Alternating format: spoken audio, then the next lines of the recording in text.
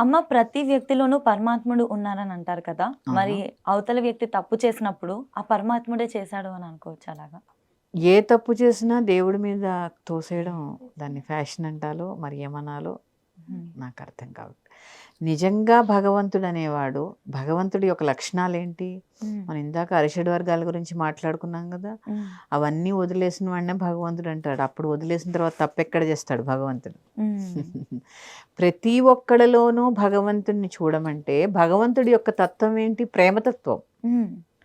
ఈ ప్రేమతత్వాన్ని పెంచుకోమని. ఎందుకంటే ఎవ్వరూ కూడా శత్రుత్వంగా ఉండకూడదు ఒకళ్ళకొకళ్ళు. హ్మ్. ఎప్పుడూ ప్రేమగా ఉండాలి. ఎప్పుడూ ఘర్షణ లేని వాతావరణంలో ఉండాలి. ఇవన్నీ కూడా భగవంతుడి యొక్క లక్షణాలు. హ్మ్. ఇవన్నీ వీలు కాదు.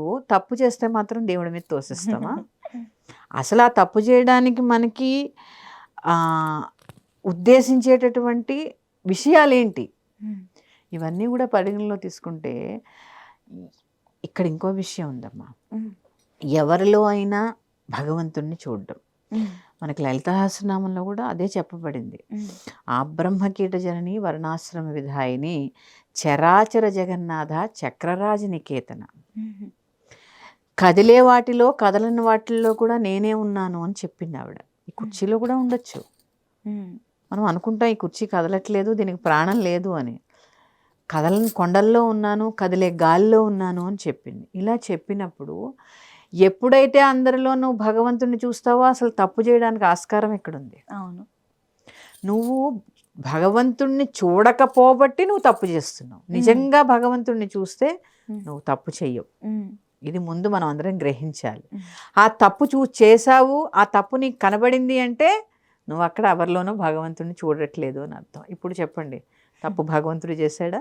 లేదు. లేదు. అది నువ్వు చూసే కోణాన్ని బట్టి. అవును. నువ్వు నిజంగా వారిలో భగవంతుడిని చూస్తే నీకు తప్పు కనపడదు. హ్మ్. నిజంగా నీలో భగవంతుడు ఉన్నావు అని నువ్వు నమ్మితే తప్పు చేయవు. అవును. ఇంతే దానికి సమాధానం. అమ్మ ఇంట్లో శాంతి ఉండి కుటుంబ సభ్యులందరూ కూడా సంతోషంగా, ఆరోగ్యంగా ఉండాలంటే ఏం చేయాలమ్మ? తప్పకుండా తెలియజేస్తాను.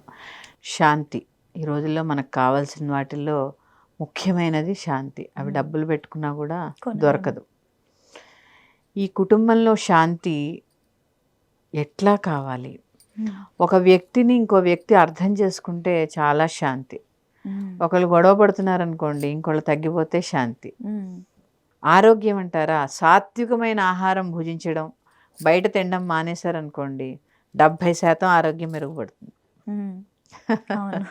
అవునా? అవును. సరే. ఇంకా ముందుకు చెప్పుకుంటే, ఏ ఇంట్లో అయితే వేదం వినిపిస్తూ ఉంటుందో, ఆ ఇంట్లో శాంతి కలుగుతుంది. పొద్దున్నే లేవడం, హ్మ్. మనకి చదవడం రాదు. టీవీ ఉంటుందిగా, ప్లే చేసుకోండి. విన్నా కూడా అంతే. ఏవైతే ఆ వేదం వస్తూ ఉంటుందో, హ్మ్. ఆ ధ్వని మీ ఇల్లంతా కూడా వ్యాప్తి చెందుతుంది కదా! హ్మ్. అవును. శబ్ద తరంగాలంటారు వాటిని. హ్మ్. ఎక్కడైతే ఈ శబ్ద తరంగాలు ఉంటాయో, అందుకే స్తోత్రాలు, భజనలు ఇలాంటివన్నీ పొద్దున్నే చక్కగా సుప్రభాతం ఇవన్నీ కూడా చక్కగా ప్లే చేయండి. ఈ మధ్య కాలంలో దాన్నే కదమ్మా పాజిటివ్ ఎనర్జీ అని చెప్పేసి అంటూ చెప్తున్నా. ఉన్నారు. హ్మ్. మనకు చదవడం రాదు, చక్కగా ప్లే చేసుకోండి, వినండి. హ్మ్. వినడం వల్ల కూడా మానసిక ప్రశాంతత కలుగుతుంది. హ్మ్. ఎల్లప్పుడూ కూడా భగవన్నామం చేయండి. హ్మ్. ఇక నేను ఇందాక చెప్పాను, ఆరోగ్యం ఉండాలంటే ఆహారం శుభ్రంగా ఉండాలని. హ్మ్. ఆహారమే, మనం తినే ఆహారమే మన మనస్సు, మన శరీరము. హ్మ్. నువ్వు తినే ఆహారంలో కొంత వంతు నీ శరీరం తయారవుతుంది, కొంత భాగం నీ మనస్సు తయారవుతుంది. హ్మ్. అన్నం వండేటప్పుడు కూడా ప్రతి ఇంట్లో గృహిణి ఒక భగవన్నామాన్ని చేస్తూ కనుక ఆహారాన్ని వండగలిగితే, ఆ వండిన ఆహారము మనం ప్లేట్లో పెట్టుకుని ఏం చేస్తాం? హ్మ్. కూర, పప్పు, పులుసు ఇలా సంథింగ్ అన్నీ వండుకుంటాం కదా! హ్మ్. హ్మ్. వెంటనే కంచంలో పెట్టుకుని తినేస్తూ ఉంటాం. హ్మ్. పశువుకి మనకి తేడా ఏముంది అక్కడ? పశువు ఏం చేస్తుంది? గడ్డి వేయగానే తినేస్తుంది. అదే మళ్ళీ తిన్నదాన్నే లోపల నుంచి బయటికి తెచ్చుకొని నెమరేస్తూ ఉంటుంది. ఇక్కడ మనం కూడా ఏం చేస్తాం? తినేస్తాము. మనం నెమరేయం గానీ, ఆ కూర బాలే, ఈ కూరలో ఉప్పు ఎక్కువైంది, ఆ కూరలో పప్పు తక్కువైందని నెమరేస్తూ ఉంటాంగా మనం. అవును. ఇదంతా ఏంటి? పశుప్రవృత్తి అంటారు దీన్ని. అసుర లక్షణాలు ఇవన్నీ. ఏ పదార్థమైనా వండినది నువ్వు ఏమన్నా వండు. మిరపకాయ బజ్జీ వండు, దాన్నేమంటారు మైసూర్ బజ్జీ వండు, మైసూర్ పాక్ చెయ్యి, అన్నం వండు, చారొండు, ఏది వండు, భగవంతుడికి సమర్పించి నువ్వు ప్లేట్‌లో పెట్టుకుంటే ప్రసాదమై శ్రద్ధగా తింటావు. అదే అలా పెట్టేసుకుని తినేయడం. ఎందుకంటే నువ్వు ఈ రోజు నేను ఇక్కడ కూర్చున్నానమ్మా, నీతో మాట్లాడుతున్నాను అంటే భగవంతుడి కృప. కృతజ్ఞత అనేది మనిషికి చాలా అవసరం. అవును.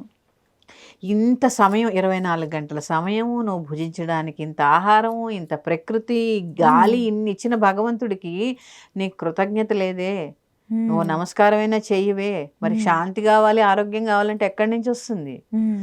నువ్వు వండిన ఏ పదార్థాన్నైనా భగవంతుడికి సమర్పించి నువ్వు ఎప్పుడైతే తినగలుగుతావో నీ మనస్సు శాంతిగా ఉంటుంది, ఆరోగ్యము బాగుంటుంది. అలాగే ఎక్కువ కారాలు రజోభూయిష్టమైనవి, ఎక్కువ ఉప్పు, కారం, అసలు మన ఆహారం చూడండి, మసాలాలు, ఇవన్నీ రజోగుణాన్ని పెంచుతాయి. ఎప్పుడైతే రజోగుణం పెరుగుతుందో నీకు శాంతి ఎక్కడ ఉంటుంది? నువ్వు ఎప్పుడు అగ్ని రజోగుణం అంటే ఏంటి? అగ్ని, ఎప్పుడూ కోపంగానే ఉంటావు. మన ఆహారం ఎప్పుడైతే సాత్వికమైన ఆహారాన్ని భుజిస్తామో అటు శాంతికి ఇటు ఆరోగ్యానికి కూడా ఉపయోగపడుతుంది. ఇవన్నీ కూడా మన ధర్మంలో చెప్పబడ్డాయమ్మా, ఇవి ఎక్కడి నుంచో రాలేదు. సాత్వికమైన ఆహారం భుజించండి, మాంసాహారం వదిలేయండి. ఇంకో జీవిని చంపి తినే హక్కు మనకి ఎవరిచ్చారు? మన పీక మనం కోసుకుని తినేద్దాం. కనీసం మనం కత్తితో చిన్న ఘాటు పడితే మనం తట్టుకోగలమమ్మా? లేదు.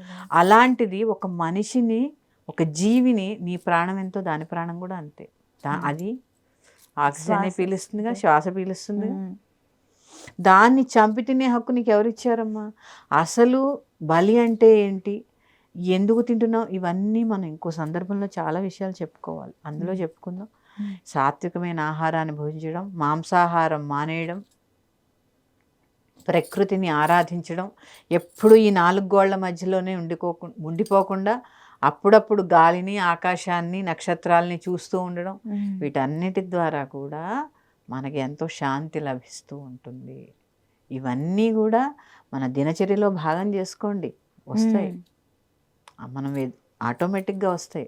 మనం ఎప్పుడైతే ప్రకృతిని చూస్తూ ఉంటామో ప్రకృతి మనకు సహకరించడం మొదలు పెడుతూ ఉంటుంది. మార్చుకోవాల్సినవి ముఖ్యమైనవి 2: ఆహారము 1, 2 ప్రతిరోజు ఏ ఇంట్లో అయితే దీపారాధన చేస్తారో, ఏ ఇంట్లో అయితే చక్కగా మొదటిగా దీపారాధనతో, పూజతో ఆ ఇల్లు స్టార్ట్ అవుతుందో అక్కడే సుఖ సంతోషాలు ఉంటాయి, అక్కడే ప్రశాంతత ఉంటుంది, అక్కడే ఆరోగ్యం ఉంటుంది. సంతోషం కోసం ఎక్కడెక్కడో వెతకకుండా మన చుట్టే చిన్న చిన్న విషయాల్లో ఉంటాయి. చాలా బాగా చెప్పారు. ఎందుకంటే అమ్మ చూడు, మనం గుడికి వెళ్ళి కాసేపు కూర్చున్నాం అనుకో, ఏమనిపిస్తుంది? ప్రశాంతంగా. ఎందుకని? అక్కడ ఉండే ఆ మంత్రాల యొక్క వైబ్రేషన్ అలాంటిది. అవును. ఇంట్లో కూడా ఎప్పుడైతే వేదఘోష జరుగుతూ ఉంటుందో మనకి తెలియకుండానే చక్కటి మనశ్శాంతి మనకి లభిస్తుంది. ధన్యవాదాలమ్మా. శ్రీమాత్రే నమః.